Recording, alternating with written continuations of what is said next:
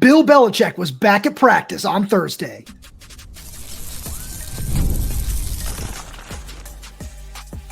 You are Locked On Huskies, your daily podcast on the Washington Huskies, part of the Locked On Podcast Network, your team every day. Welcome back into another edition of the Locked On Huskies podcast. I'm Roman Tomashoff. That's Lars Hanson. He's site editor with Athlon Sports' Inside the Huskies. I'm the site editor with Huskies Wire. Thank you for making this your first watch or first listen of the day, as we are part of the Locked On Podcast Network, your team every day. And today's episode is brought to you by FanDuel. Make every moment more as playoffs wind down. The sport stops sporting like we want them to, but this summer FanDuel is hooking up all customers with a boost or a bonus daily. That's right. There's something for everyone every day all summer long. So visit FanDuel.com to get started. Lars, we got a really fun show today for the everydayers. We got a question from one of our fantastic insiders that we're going to get into about the tight ends, because we got to talk to Jordan Paopao after practice today on Thursday as we're recording this. We're going to get into all our takeaways from Thursday's practice, but we've got to start with the biggest one.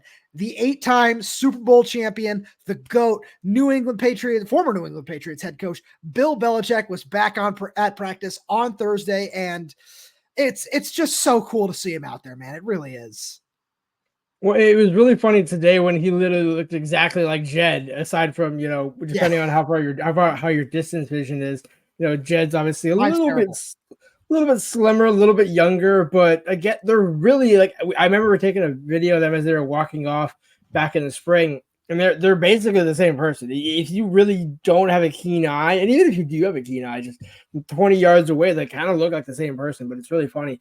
But it was nice having Bill out there. We knew he was going to be back because, again, there's the Motley Futures event, and it sounded like on McAfee's show that Michael Lombardi said that he and a few other guys were going to come out here sometime in the fall, during fall camp. So this would be round about the time. And the cool thing is, it's not just him making the appearance fee for the dinner with Bill and all that sort of stuff. I posted this on Twitter, and I'll have a story about it on Inside the Huskies. But it was talking about just how I said that today. How Bill is actually like paying attention to every single position group of practice. He's not just standing there like, "Oh, Steve, so when do you think you're coming back to the NFL? You like Nashville?" He's actually truly invested in it, which I think is nice to see. No, I agree. And it's really funny because, we got a comment from somebody who was certainly a fan of a non-Washington team the other day, who said, "I'm tired of you guys using, Bill Belichick as clickbait. He's not doing anything. He just went to a practice." And that's so far from the truth, because we're there and we're watching it. We're watching him interact. I remember at one point I was watching him and he was with Steve, and they're watching the defensive line. And yeah, he's not always interacting with the players, but we watch him in the spring step in and coach guys. We got to ask McAllister about that. And he's like, yeah, that was a really interesting moment. Like it's really crazy to kind of think about that and what it's like having, Bill Belichick be there. And I remember we talked to a lot of coaches about it too, where they said, yeah, he's been really involved. He was really helping us out with not just game planning, but, teaching the system, doing this, doing that, where he was coaching the coaches. And all of that is in itself a really, really huge help to obviously any program, but to have it be Washington and to have all this happen at Washington is so awesome. And it makes our job more fun. We love our job. We love what we do. And having a guy like Bill Belichick around the program is just so special. And you got to give a lot of credit to Jedd Fisch for being able to make all this happen. Yeah, it's the vision of Jedd Fisch, knowing what he's getting in both his son, Steve Belichick, and Vinny Sunseri as well. So it's not just the Belichick connection. It's like you also have Sunseri, who is proven to be a more than capable college coach and, at least on the recruiting trail, should we say. But we can see it in practice how intently he is working with these safeties and honestly all of the defensive backs, kind of in that triangle that we talked about with him, Mondo, and John Richardson, the cornerbacks coach, just how they all engage and kind of play off of each other. And even Steve, when he says it's like it's the Washington defense, it's not my defense, it's not Bill's defense, when in reality, it's probably a mixture of everything, and it's a little bit more his dad's defense than we're all going to give credit to. But it's also it's his version of it. It's not him going back from 5 to 10 years ago and pulling out Bill Belichick's play sheets from New England saying, all right, guys, this is what we're running. I don't care what the offense is running. It's not 2024, it's 2015. So I think there's even more ways that we've seen, like we saw today, where it's again, there's no down lineman fronts and various different looks that the defense has been showing. It's going to be a new age, but it's also, I think, it's a unique kind of meshing of the two minds where you have a young Belichick and Cincinnati and a middle road, because Jedd's still relatively young in the grand scheme of things, and Jedd Fisch with Bill. And it's almost like Bill's kind of relearning the ropes in a way. It's like, oh, okay, interesting. Like I used to have Tom Brady, and now I'm talking with Damon Williams, who's a lot, more mobile and more dynamic quarterback. And that's no disrespect to Brady, right? But it's just like, it's almost getting Bill to see something in a new light, in a new way. And I think being around a college program is almost perfect for him, because where are these guys all trying to end up? In the NFL where Bill was. Absolutely. No, I really like where you're going with that. And it's because it's an interesting step back for Bill, right? Where obviously, this is the first time in like literally 50 years that he hasn't been coaching in the NFL. So I'm sure he's kind of like, wandering around like, man, what am I going to do with my time? And being able to not only have a low stress environment where he can go help his son, not necessarily have to worry about that aspect of it very much. And obviously we've seen him making the media rounds. He's got his whole show that he's doing, all that other stuff. And he's just saying, yeah, I'm going to spend some time helping Washington, helping the defense. It's all just like truly so special in my opinion, because the more you look at it and the more you see, like we're going to look back on this moment in 5, 10, 15 years with no matter what happens and just say, yeah, there was that time period where Bill Belichick was at Washington, and you can't understate that. Or no, he's not, a coach that's on the payroll or anything right now, at least, but it's one of those things where it's, yeah, that's a really amazing thing to think about. And just the more you look at it, the more you look at what this defense is going to turn into, as we talked about earlier this week, it all is obviously so heavily inspired by him and what he's doing, and having the architect, the master of all that, where, I love what Jedd Fisch's offensive scheme is going to be, but it's one thing to have him teach it. It's like having Mike Shanahan and Kyle Shanahan and Sean McVay, the architects of what that is, come into the building and say, hey, yeah, this is how you run this. This is how you want that taught. And of course, Jedd Fisch is more than capable of doing that, or else he wouldn't be in this position. And the same thing with Steve, but having his dad just say, yeah, I've got time on my hands. Let me come in and let me help you out with all these different things, just makes that learning process so much easier and makes it special for these guys. Yeah, he's more than just a rah-rah guy. I mean, obviously he's never going to be, the pom-pom guy anyways, but just in that respect, it's more or less, I think you kind of put it in a perfect breath, where it's taking a step back. It's seeing things through a new light, seeing it almost like how his son would do it. It's like, all right, I've been the one calling the plays for 2-3 decades, as you mentioned. Let's see how Steve calls it. And maybe Steve's doing some things with these guys. And obviously, there's always going to be that story 5 to 10 years from now when Bill's back in the NFL and they draft somebody out of Washington, or there's like a Washington tie, or, like Ephesians Prysock signs with, I don't know, sure, wherever Bill ends up. And, Bill's like, hey, you know what? I remember watching him his first day at Washington when I came out there that first fall under Jedd Fisch. I almost wonder, like, what's Bill's expectations for what he's going to get out of this? I think I would just love to like have a couple of questions for Bill. I'm like, what is the end game here? What are you getting out so far? Like, what have you gotten out so far? And what more do you feel like you can both offer and get out of this program and experience seeing your son in action, seeing Vinny work with the safeties instead of the running backs? Like, did you know that Vinny can coach safeties? Is that a thing, or were you just trying to pigeonhole your guys? And right. I'm being tongue in cheek about that last part, but it's still all kind of all the same. Where I'm curious what Bill makes of this, because he could turn it into something great and learn from like the next wave of kind of the new era of college football offenses like Ryan Grubb is going to bring to the Seahawks. Or is he just like, I'm going to just use this and be around my son and kind of help my kid and, make an appearance, make some money, and then just, still keep doing my own way? Because I don't think that's necessarily the case. Lars, I love everything you said there. Now let's crack into the notebook, get us some other things from Thursday's practice.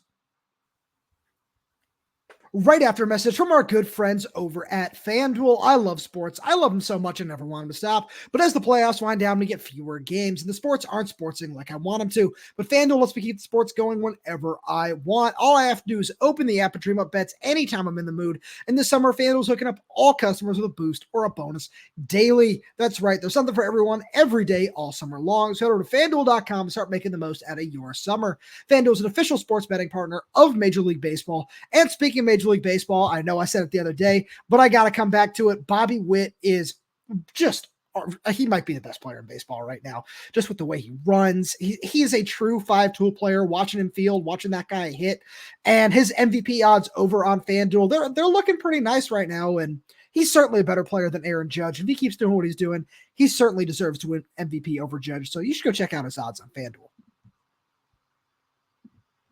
So, Lars, let's jump into some of the other takeaways from Thursday, where the first thing that I think we need to mention is Will Rogers has continued to look really, really good leading this offense.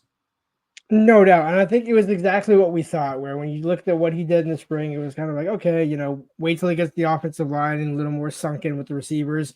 And you saw it today, not just to Denzel, not just to Giles, but also to Jeremiah. You can see all the reps over the summer really starting to pay off. And he had a back shoulder throw to Jeremiah that he made look effortless. And it was one of those, you could even hear the whispers like, oh, wow, it was the back shoulder. And it's like, yeah, Will can do some of these throws. You might not have seen it last year or the past couple of years, towards the end with Mike Leach, but he's got all that, in his bank. It's just a matter of how can Jedd unlock it. And I think we've seen a pretty pointed Jedd Fisch know that he's got a good quarterback in Will Rogers. And it's like, hey, all right, receivers, win your one-on-ones, offensive line, figure it out. I mean, I saw D'Angelo at stand up Logan Sagapollock today during one-on-ones.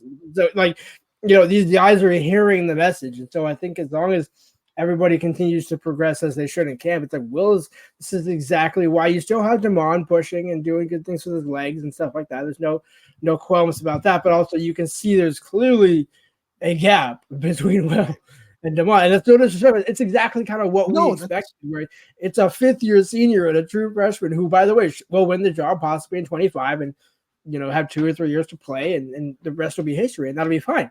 And like you said, I don't know if it was yesterday's show or on Tuesday's show, but Damon will probably have the better career of the two, all things considered, because Will's only going to get 1 year. But oh, you mean on my I was going to say it's hard to beat top 5 all time in passing and touchdowns in the SEC. But no, I hear your point. Yeah, no, please. I'm sorry. Continue. Right, just in the sense of what they will each be able to do on. Like Penix kind of got snuck that back year in there with that second year because ideally he was also going to be a 1 year too. So the fact that you're only going to get one, that Damon's really the future guy. But you still want to see what he can do now. But I think we finally start to see Will be like, all right, this is my offense. Jonah's my running back. Cam's my running back. I got my 3 receivers, my 4 receivers. Latu and Moore are great, which we'll talk about in the third segment. I think it's just a matter of the offensive line. There's some positions still to sort out there, I think. I don't think that 5 is set by any stretch of the imagination. At least I would hope not. No disrespect to the 5 that have been going with the ones right now. But there's still the defensive line is getting a lot of push in some moments where you would think, okay, you can have Jonah and Cam Davis make guys miss every now and then, but you do need to open some holes in the run game, especially. So Jonah did make a really nice play today on a screen where he ran through a couple tackles, took it 25 yards for a touchdown. One thing that I want to mention here is one guy who also had a really good day working with Will Rogers is somebody who missed a workout a couple of days ago due to a minor injury, and it was nothing to be concerned about. And we really saw that on full display today. And that's Denzel Boston, where we haven't mentioned his name a lot over the course of, the first week or so of the show, especially like we were in the spring, where he certainly hasn't looked like he did in the spring in one way, and that's making highlight reel catches. But outside of that, he's been just as good in every single area, where he's been a really nice route runner. He has athleticism and stretching the field. He's been a really good run blocker and is succeeding at all 3 levels of the field. He just isn't, going up over guys and mossing Ephesians Prysock like he was every single day in the spring. So we haven't necessarily talked about him a whole ton, but he's somebody that has really, really looked good in this offense. And, as we've talked about over the last couple of days, when you combine him with Jeremiah Hunter, who's continuing to look really, really good, when you combine him with Giles Jackson, who had another really strong day today, all of a sudden, as you said, Lars, we're talking about a really, really good core of wide receivers, a really good core of skill positions in general, when you factor in the tight ends, when you factor in the running backs, as you just said. And that's what makes this offense really exciting. Now, of course, I know I keep saying, as you said, but with what you just said, if the offensive line holds up, that's the biggest thing. If the offensive line holds up, this could be a really, really good offense. And it doesn't need to be elite. It does not need to win the Joe Moore Award. I know that's every offensive line's goal, but it doesn't have to do that to run this offense effectively. And if it can, it's going to be really, really solid. Now, Lars, let's jump over to the defense really quick here, because one guy that I really want to talk about that I'm certainly hitting on one of my agendas here is Deshawn Lynch. Deshawn Lynch had another really, really good day today. I've got him down here with 2 sacks, and he's also got a pass breakup that he had, rolling out and just trying to get in coverage on Damon Williams and trying to track him down. He's somebody who's continued to have a really, really strong camp where, we talked about him with Jason Kafusi the other day, and he's somebody who, he gave us the chalk answer of, yeah, it's really nice to have a super valuable football player who can line up all over the defense. And we've seen him line up as a nose. We've seen him line up as a defensive tackle. We've seen him line up as a defensive end.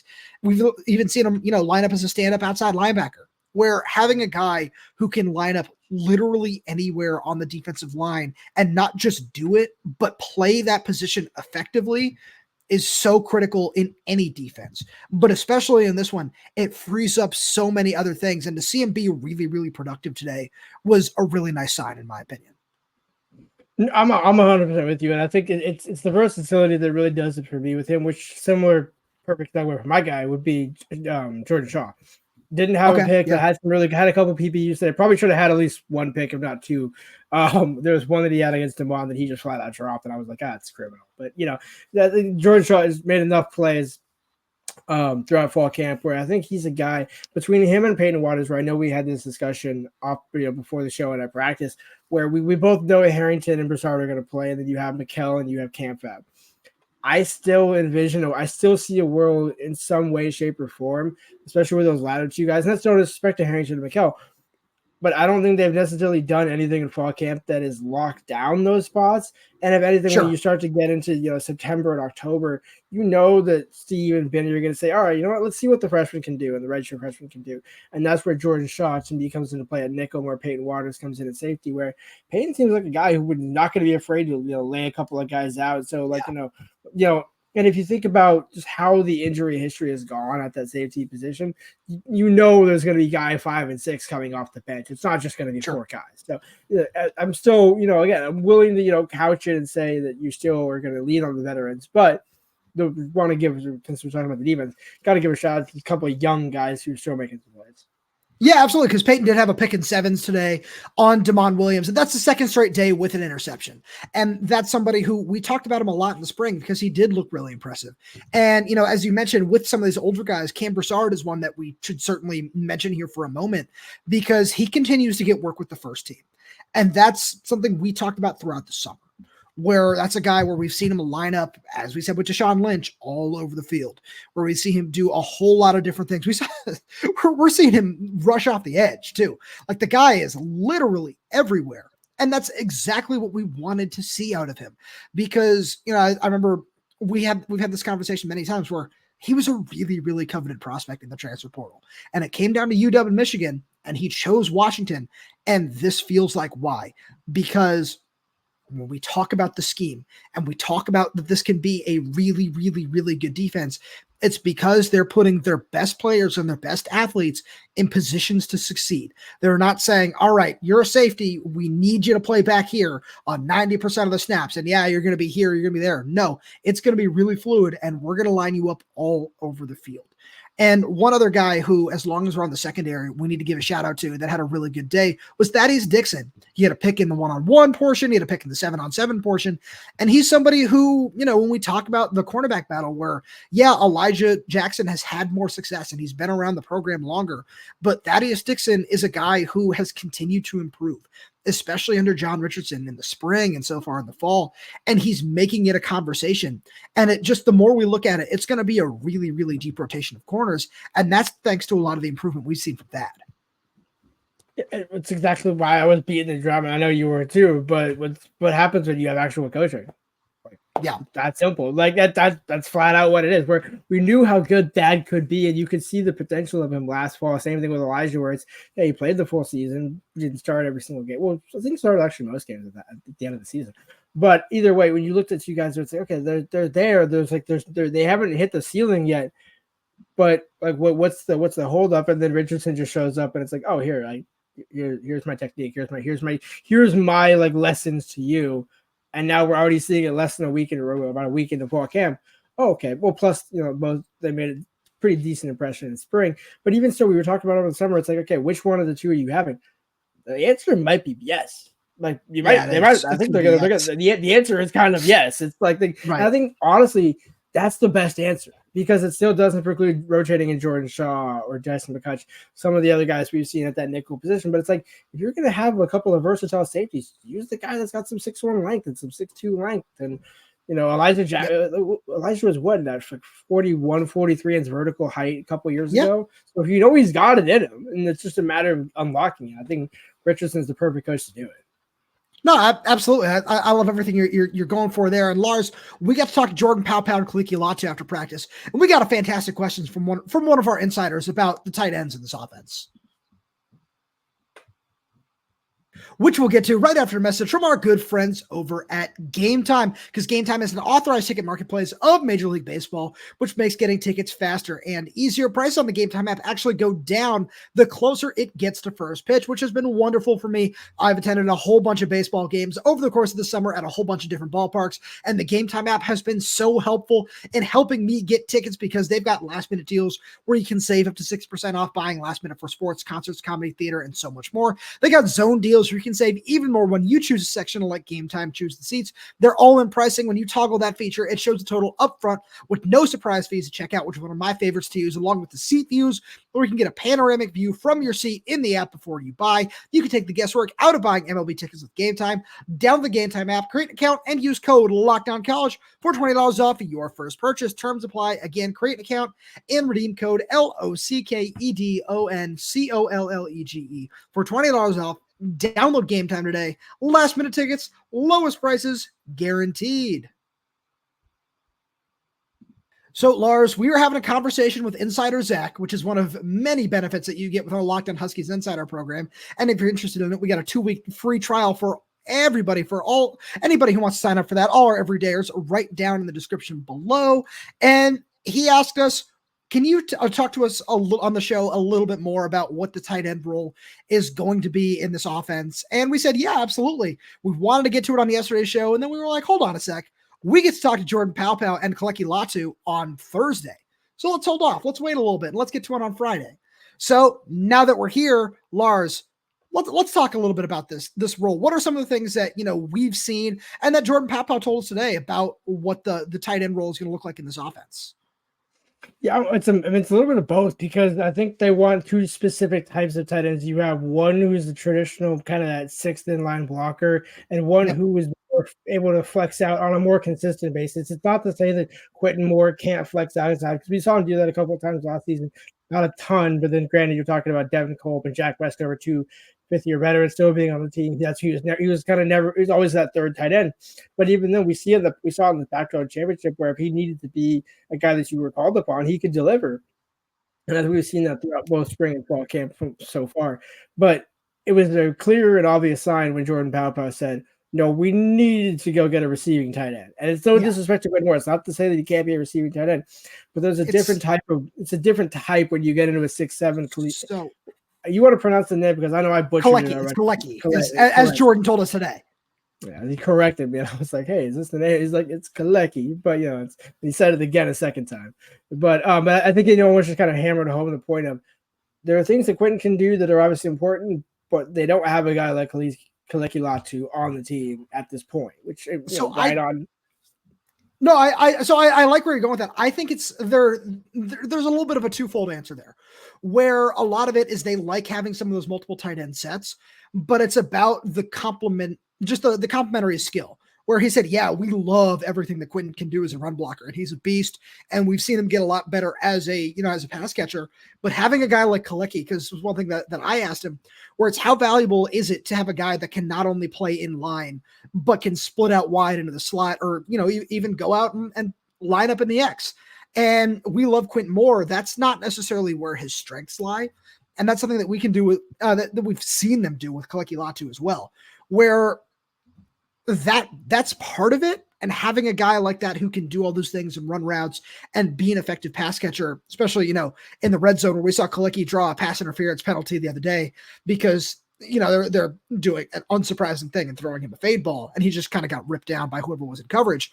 But I think it goes a little bit beyond that, where it's about the depth in the room as well. Where, you mentioned Ryan Otton, you mentioned Charlie Crowell and DeGraaf, where having those guys is great. But between them, they have 2 years of experience. And, unfortunately for Ryan, he's been injured through a good part of that, and one career catch. So having a veteran guy in the room, no matter what, is a very important thing to do there, which is also a big part of this discussion.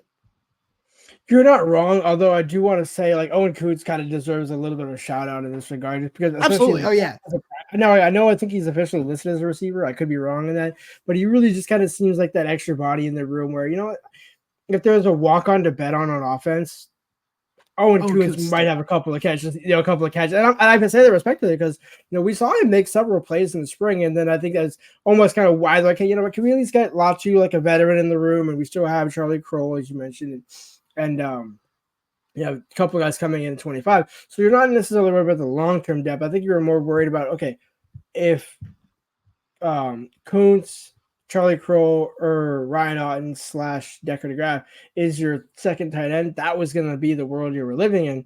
And I think, as you mentioned, that's kind of not necessarily the greatest world to be swimming in. So that's why you go out and get a guy like Latu, where even though he's coming off an injury, I think there's no question he's put the injury past him. I haven't seen any indication from fall camp that he would be hindered by that in any way. Now, again, things can come up. And he told us as much too. Right, but it's also that's why you have two guys where, let's say Keleki does get a little banged up, you can bring in Decker, Ryan, whoever, and still have Quentin, or vice versa. If Q gets banged up, you still have Keleki, and I got to get that practice rep down. But when you have Keleki and Decker and the rest of the younger guys, then it's okay. You can make that work. But if you have just one or the other, it's not going to be as pretty. That's kind of what we saw in spring camp. Absolutely. And so one thing that we've seen Keleki do a lot of, and it's not just him, is just be a safety valve.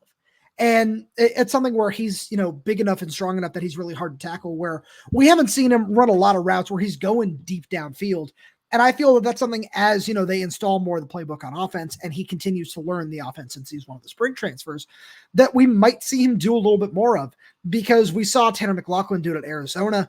And when I asked Jordan Paopao and I said, how important is it to have a guy that can, split out and play in the slot and do those things? The guy that he immediately brought up and said, having a guy that can be really versatile. The first name that out of his mouth is Cade Otton, where he wasn't comparing Keleki to Cade Otton in any way, but he was saying having a guy who can do as many different things as possible is extremely valuable to us and at the NFL level. And, as we've heard Jedd Fisch and every single member of this coaching staff saying 100 times, it's about preparing guys for the NFL. It's about preparing them to reach that next level. And Lars, as you know, because you've been on this beat a lot longer than I have, Jordan Paopao is one of the best at getting guys to the NFL. He's done it for 10 years at this point and has done a fantastic job of it. So he understands what it takes to get to that next level. And it's just really nice to see him in the fold and saying those things about Keleki, because he's got the intangibles. He's got everything he needs. And learning this offense, this truly pro-style offense, is going to be a great way to help get him there.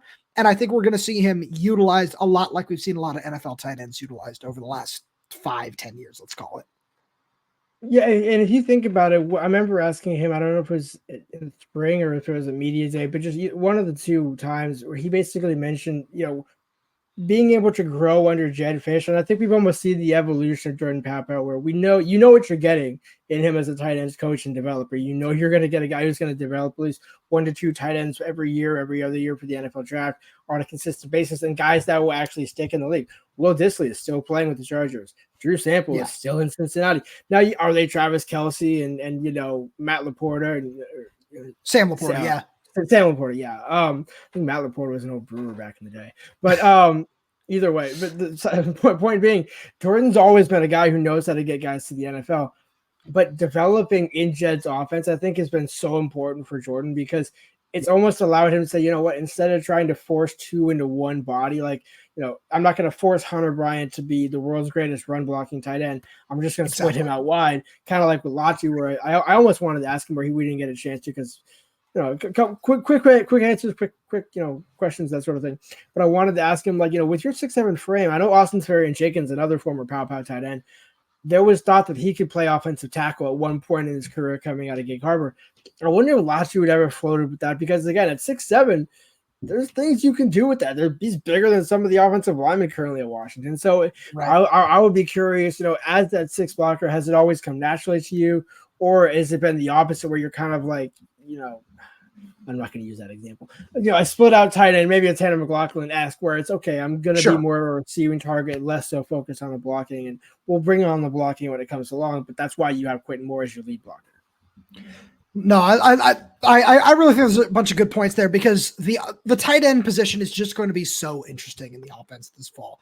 And Lars, with that being said, thank you as always for being here. Thank you all every day for tuning in. Now, thank you for making Locked On Huskies your first listen of the day. Now go check out the Locked On College Football podcast. From NIL deals to never-ending conference realignment rumors. Our good friend Spencer McLaughlin gets you ready for an exciting season on the gridiron. You can find the Locked On College Football podcast in the description, so you don't need to search. So it's part of the Lockdown Podcast Network, your team every day. With that being said, if you enjoyed the segment, you want to, hear some more of your segment ideas, make sure you go check out our Lockdown Huskies Insider program. The link is down in the description below as well. You get a free 2-week trial. After that, it's $4.99 a month. We've got a whole bunch of interviews from the spring, media day, and fall camp so far uploaded over there. There's like 2-3 hours of audio if you're curious to hear more about some of these guys, some of the questions that we might not be able to get to in some of the stories or even here on the show. Plus, we're getting exclusive Q&As over there. We're dropping recruiting rumors, everything we might be hearing from the trail, and so many other things over there as well. You get a 2-week free trial, and after that, it's $4.99 a month. And we really hope you go check it out because we're having a lot of fun.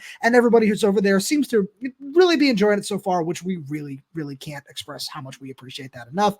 And with that being said, make sure you subscribe wherever you get your podcast, whether that's YouTube, Spotify, Apple Music, Amazon Music. We're there. We're everywhere. We're updating the channel with new content every single day. So make sure you click that like button and you click that little bell so you never miss when we post a new video. You got any questions, comments, concerns, drop them right down below in the comment section below. And if you're audio only, please leave us a 5-star review as it does help us out a lot. Thank you so much for tuning in, and we'll talk to you on Monday.